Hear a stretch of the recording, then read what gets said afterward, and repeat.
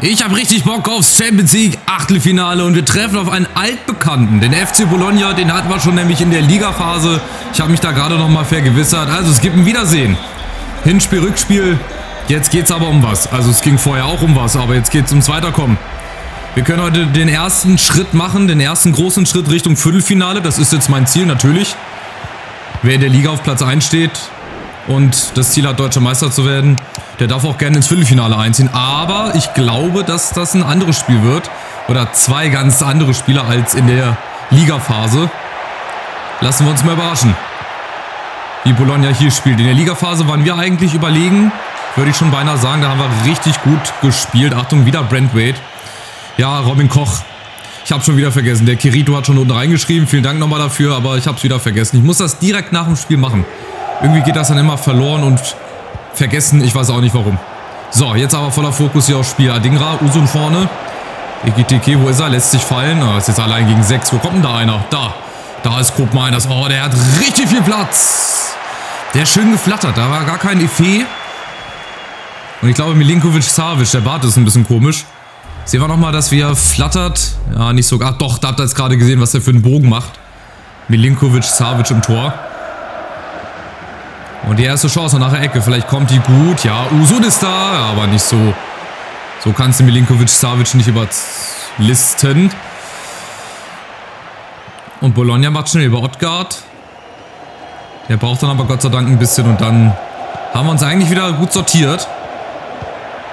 Aber Bologna spielt das Ganze auch schnell. Oh, Brentwaite muss doch dahin. Der war doch schon da. Warum geht er denn weg?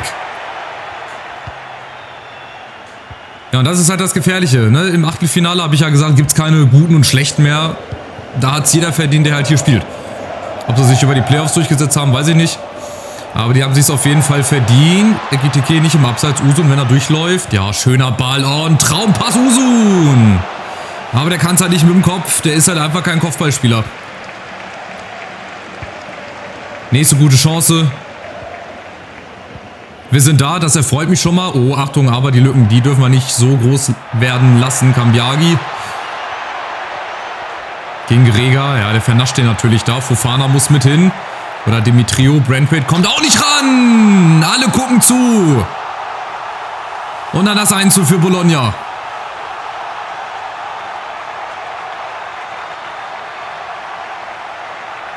Da ging eigentlich auch gar keine Gefahr aus, oder? Also, wir standen da, Verteidiger waren da.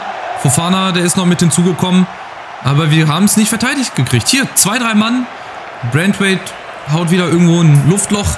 Da, zack, macht er den Ausfallschritt zu früh und dann kommt Santos da auch nicht ran. Und Torschütze Giovanni Fabian. Sein zweites Tor natürlich auch erst, ausgerechnet gegen uns.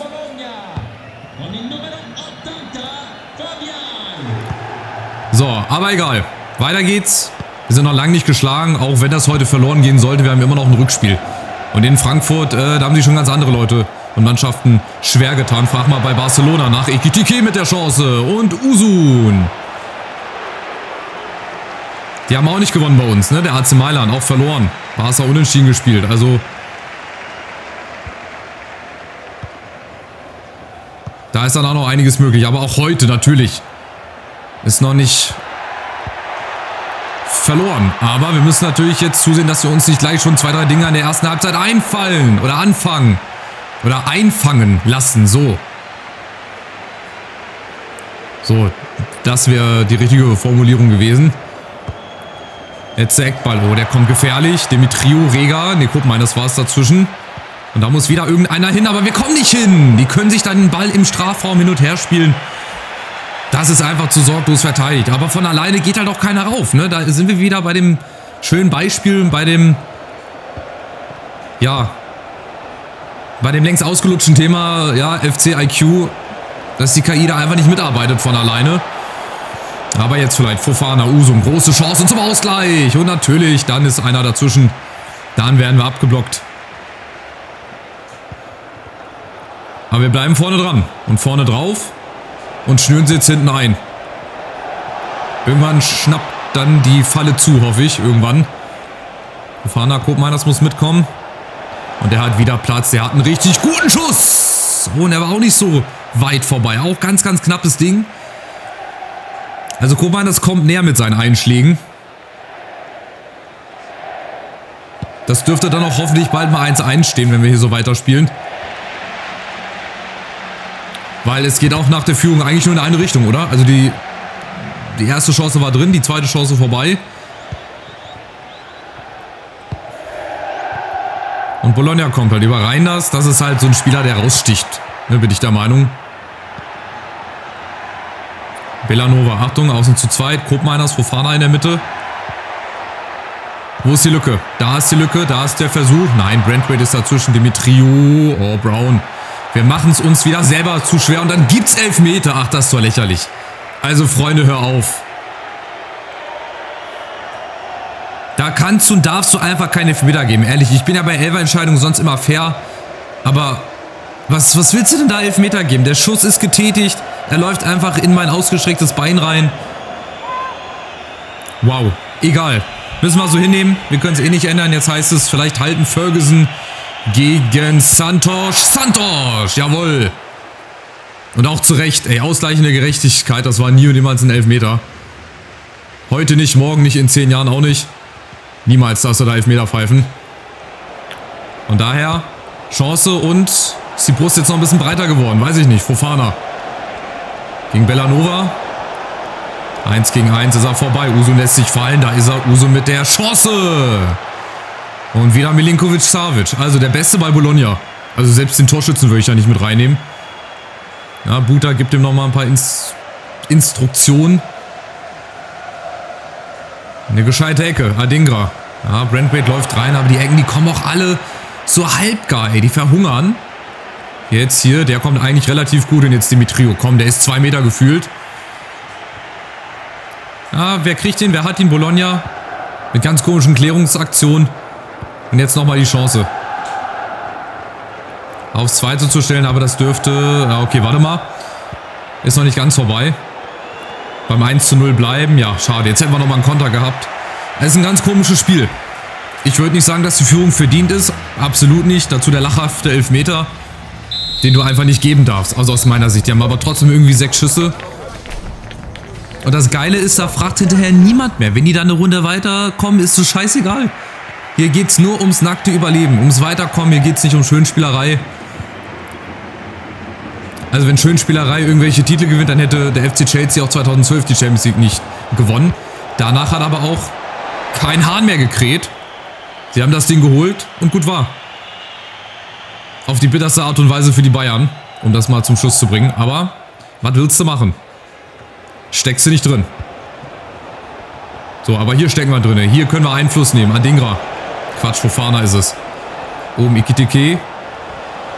Hat Platz. Usum kommt mit. Ja, der sollte den halt eigentlich kriegen und nicht hier Adingra. Den Carreras. Auch wieder 2 da. Mann, stehen ihm direkt wieder auf den Füßen. Die wissen immer, was man macht. Aber jetzt Fofana vielleicht. Gut vorbeigelegt. Und damit links. Und wieder Milinkovic-Savic. Ich bleib dabei. Das ist der beste Spieler von Bologna.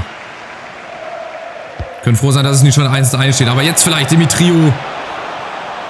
Wird das so ein Spiel, wo wir noch 10 Stunden spielen können? Ich habe so den Eindruck, als ob es so ein Spiel diesmal sein wird.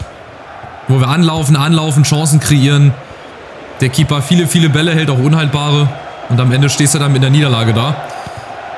Aber ich hoffe nicht. Noch haben wir zu viel Zeit. Rega. Ah, das gibt Rot. Das gibt die rote Karte. Wenn er da keinen Vorteil laufen lässt, dann ist es rot. Ja. Rote Karte für Juri Rega. Es hagelt aber platzverweise in der Saison, ey. Lassen wir da nur die Ruhe. Aber das war auch unnötig, gebe ich auch zu. Ja. Völlig dumm. Völlig dumme Aktion, blöde Aktion. Da ist der Ball längst gespielt. Oder beziehungsweise längst weg. Und jetzt bringen wir uns selber in Bredouille. Also, was machen wir? Ja, es tut mir leid für Uso. Der muss raus. Oder der wird halt aufgrund der Formationsänderung jetzt leider auf der Bank Platz nehmen müssen. Duro vorne für Ekitike vielleicht, Listesh, Fofana. Ansonsten den Rest würde ich so lassen. Das Ziel kann jetzt nur sein, nicht höher als 1:0 oder 2:0 zu verlieren, weil 3 oder 4:0, das wäre jetzt schon heftig. Ja, oder vielleicht sogar selber 1 machen in Unterzahl. Wir haben es in Hoffenheim geschafft. Aber jetzt müssen wir uns erstmal hier auf die Defensive fokussieren. Oh, der Ball kommt durch. Nun gut, schauen wir mal, wie gut wir das jetzt hinkriegen hier mit 10 Mann. Nächste Chance kommt auf jeden Fall. Da ist Castro. Schlecht. Das ist absolut schlecht. Auch in Unterzahl. Absolut miserabel verteidigt. Das ist heute nicht unser Spiel. Definitiv nicht. Das ist nicht unser Spiel. Da klappt gar nichts defensiv. Schaut euch mal die Lücken an. Und es geht auch wieder niemand drauf. Demetrio trabt. Branthwaite wartet auch, dass ich ihm Signal gebe. Und Castro haut den natürlich, wie ihr es nicht anders gewohnt seid, mit 3000 km/h in die Maschen, in den Winkel rein. Ja, schade. Ich hatte eigentlich mit einem anderen Spielverlauf gerechnet und gehofft, aber manchmal kommt es anders und als man denkt. Aber auch hier sind wir noch nicht raus. Wir haben noch Zeit, um zumindest ein Tor zu schießen, dass der Rückstand nicht ganz so groß wird. Aber selbst im Rückspiel, glaube ich, da ist auch noch einiges möglich, selbst wenn wir hier nicht mehr treffen würden. Guckt, aber das ist auch so ein bisschen, ja, entmutigend will ich nicht sagen, aber du läufst immer wieder an, du hast nicht mal die Chance, dich irgendwie zu drehen, irgendwie mal in die Aktion reinzugehen, weil du genau weißt, guck, die KI steht dir immer auf den Füßen, da kannst du machen, was du willst, Durchbrüche funktionieren nicht. Und natürlich in Unterzahl nochmal ein bisschen schwerer, aber egal. Wir versuchen es. Adingra, Ekitike, hoffentlich kein Abseits, macht das besser. Adingra, jawohl. Er macht es besser als Usun in der ersten Halbzeit. Und das war ganz, ganz wichtig. Ganz, ganz entscheidend. Fürs Gesamtbild, fürs Gesamtkonstrukt hier. Da dachte ich auch wieder Abseits. Aber Gott sei Dank im richtigen Moment. Und den nimmt er per Aufsetzer. Und endlich ist er geschlagen, Milinkovic-Savic. Auch die Unhaltbaren hat er heute rausgefischt. Aber dagegen war nichts zu machen. A Senora de Francoforte. Würde ich gerne noch zweimal hören am liebsten. Aber jetzt müssen wir erstmal wieder defensiv gucken. Oh, Branthwaite, der schlägt wieder ein Luftloch nach dem anderen. Also es liegt nicht an ihm. Das würde mit jedem anderen Spieler auch so dann aussehen. Aber ihr wisst, was ich meine. So, nächste Chance. Fofana gegen Bellanova. Kommt da mal vorbei. Revanchiert er. Oh, nee, war ja Adingra, der sich hätte revanchieren müssen. Aber die Chancen sind da. Bologna macht es jetzt breit. Haben umgestellt. 4-3-3. Oh, Cambiaghi. Schöner Ball. Da kommt niemand hinterher. Fernandes. Im Zweikampf. Jawohl. Gut. Und fair vor allem. Nicht, dass der Schiri wieder auf die Idee kommt, hier irgendwas zu pfeifen, was nichts ist. So, Ekitike oben. Ja, lauf doch mit. Brown, der macht doch schon den richtigen Laufweg. Fofana. Wieder Brown gegen Bellanova. Oh, gib Gas, Junge. Hopp, setz dich da durch. Brown. Ja, zum dritten. Der ist vorbei, jetzt belohn dich. Ja, aber das war eine gute Aktion. Durchgesetzt, auch wenn der nicht im Tor endet. Aber wir sind da, wir setzen nach, bleiben drauf und dann werden wir ja auch ab und zu dafür mal belohnt für das riskante Zweikampfverhalten. Wieder Bellanova, ich weiß nicht wohin mit dem Typen, ey. Ich kann den nicht einschätzen, immer noch nicht. Diese ganz, ganz engen Bewegungen, da kannst du auch nichts machen. Bleib stehen, Junge. Wenn du dich da hättest jetzt fallen gelassen, ehrlich. Dann hätte ich die Spaghetti nächstes Mal durchgebrochen. Das glaubst du aber. Vor deinen Augen. Nächste Chance. Fofana. Koopmeiners läuft durch. Wieder aus Spitzenwinkel. Ist ja egal. Und wieder Milinkovic-Savic. Ich möchte mal am Ende des Spiels sehen, wie viele Bälle der gehalten hat. Oder wie oft wir aufs Tor geschossen haben. Aber jetzt defensiv. Odgaard.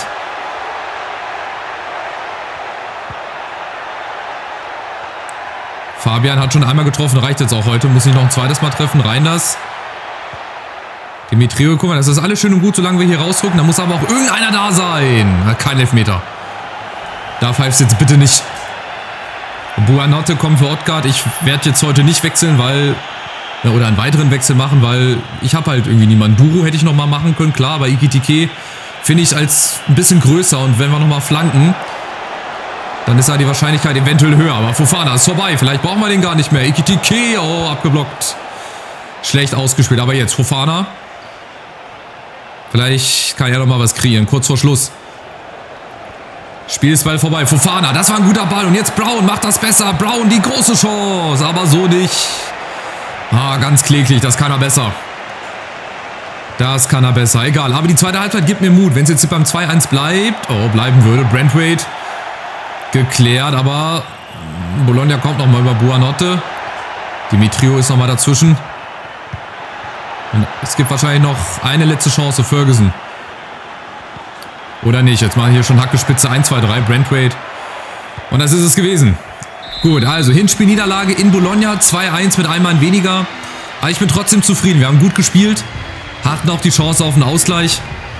Aber gut, es ist nur ein Tor, was wir erstmal schießen müssen. Das können wir immer zu Hause. Da bin ich jetzt einfach mal fest von überzeugt, dass wir das irgendwie hinkriegen. Und dann haben wir noch alle Chancen, uns fürs Viertelfinale zu qualifizieren. Hier sehen wir noch die anderen Ergebnisse. Paris und Liverpool machen erstmal ihre Hausaufgaben. Milinkovic-Savic hatte übrigens 9 Paraden bei 16 Schüssen, also ging auch ein paar daneben. Aber ihr seht, wir können das noch schaffen. Und ich gehe da in dieses Spiel rein mit dem Gedanken, dass wir das auch noch irgendwie hinkriegen werden. Jetzt haben wir erstmal den SC Freiburg. Ob das ein willkommener Gegner ist, weiß ich jetzt nicht unbedingt. Die sind 14. Das überrascht mich auch. Das ist so wie die Bayern in der letzten Saison, dass sie in dieser Saison in der Champions League ausgeschieden sind. So, der SC Freiburg, was haben die denn für eine Truppe, dass die so weit unten stehen? Gucken wir mal. Letzten 5 Spiele, 3 Niederlagen, 1 Unentschieden, 1 Sieg. Adamu, Höhler, Ndoye. Ja gut, auf den ersten Blick, die meisten sagen mir einfach nichts. Haben aber Ben Chilwell, Mukiele auf der Bank, die werden wahrscheinlich spielen, gehe ich mal von aus. Gregoritsch. Also der Kader muss jetzt nicht unbedingt auf Platz 14 stehen, ne? So, jetzt auf den ersten Blick, aber gut, soll mir recht sein. Beziehungsweise soll mir egal sein. So, wir müssen jetzt erstmal kurz die E-Mails hier beantworten. Was haben wir? Gut, Spieler gesperrt. Das war ja klar. Dann wechseln wir mal, obwohl für die Champions League, ne? Für die Liga ja nicht. Oder? So habe ich das jetzt verstanden. Für die Champions League ist er dann nur gesperrt, ne? Logischerweise. Alles andere würde ja keinen Sinn ergeben. So, kurzer Blick auf die Tabelle. Wie sieht es in der Liga aus? Hat Leverkusen schon gespielt? Nee, also die spielen in Dortmund. Sehe ich das richtig? In Dortmund spielen die, ja. Also, Chance für uns vielleicht abzusetzen, je nachdem wie die Bayern spielen. In Stuttgart, die sind 5. Also, es könnten schon die Weichen eventuell so ein bisschen gestellt werden. Im Idealfall 6 Punkte Vorsprung vor Bayern bzw. vor Leverkusen. Dortmund ist auch nur auf dem 8. Platz, Augsburg 7. Also die ein oder andere Überraschung haben wir. Münster ist weiterhin 13. Das freut mich. Werden hoffentlich nichts mit dem Abstieg zu tun haben. Mainz, Hertha, Hamburg. Die machen Stand jetzt die letzten 3 Plätze unter sich aus. Also, dann bedanke ich mich bei euch wie immer. Macht's gut, ich hoffe, es hat euch gefallen. Lasst einen Daumen nach oben da. Gerne auch ein kostenloses Abo, wenn ihr neu seid, wenn ihr meine EAFC-Karriere weiterhin aktiv verfolgen wollt. Macht's gut, bleibt gesund, euch noch einen schönen Tag. Ciao, ciao.